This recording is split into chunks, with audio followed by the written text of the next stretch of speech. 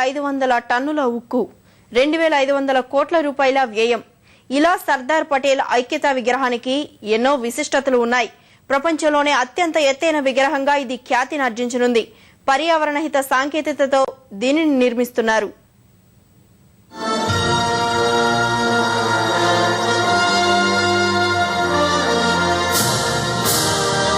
Statue of unity దేశాన్ని సర్వసత్తాక ఐక్య భారత్ గా నిలిపిన మహాపురుషుడు, ఉక్కు మనిషి సర్దార్ వల్లభాయ్ పటేల్కి అందిస్తున్న ఘన నివాళి ఈ స్మారక చిహ్నం.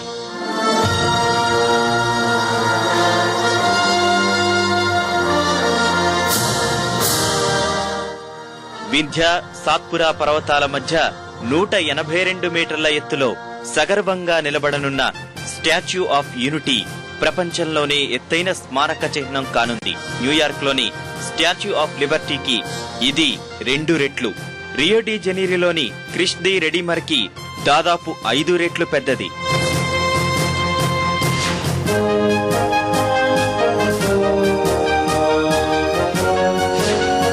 సర్దార్ సరోవర్ జలాశయం ఎత్తు కంటే 1.5 రెట్లు ఎత్తైనది.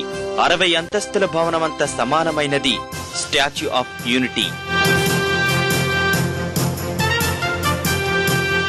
పటేల్ స్మారక చిహ్నాన్ని 2500 టన్నుల ఉక్కుతో నిర్మించనున్నారు.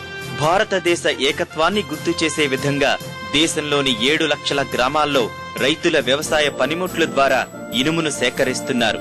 దాన్ని ఉక్కుగా మలచి విగ్రహం రూపొందించనున్నారు.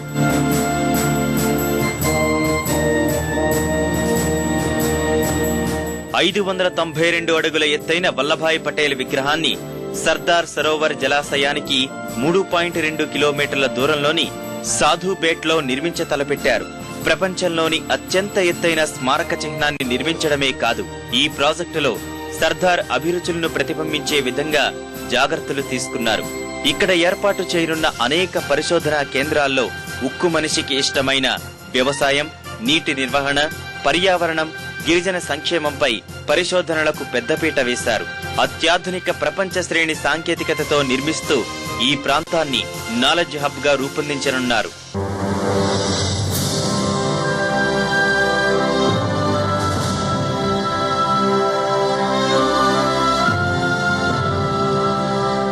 స్టాచ్యూ ఆఫ్ యూనిటీని స్మారక చిహ్నంగానే కాదు, పర్యాటక కేంద్రంగా అభివృద్ధి పరచాలని గుజరాత్ ప్రభుత్వం నిర్ణయించింది. సర్దార్ పటేల్ స్మారక gallery, exhibition, Shreshtha Bharat Bhavan, convention and training centre, under water అక్వేరియాన్ని నిర్మించనున్నారు.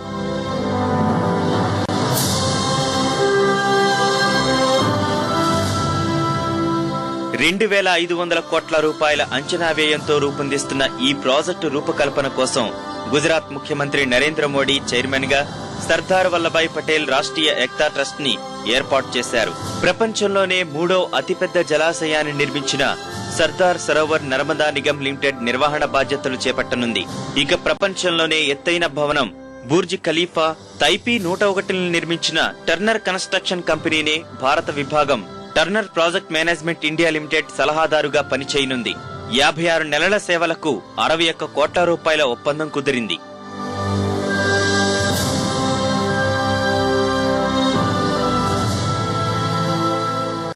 19,000 చదరపు మీటర్ల విస్తీర్ణంలో నిర్మిస్తున్న స్టాచ్యూ ఆఫ్ యూనిటీ ప్రాజెక్టును పూర్తి స్థాయిలో పర్యావరణహిత సాంకేతికతతో నిర్మిస్తున్నారు.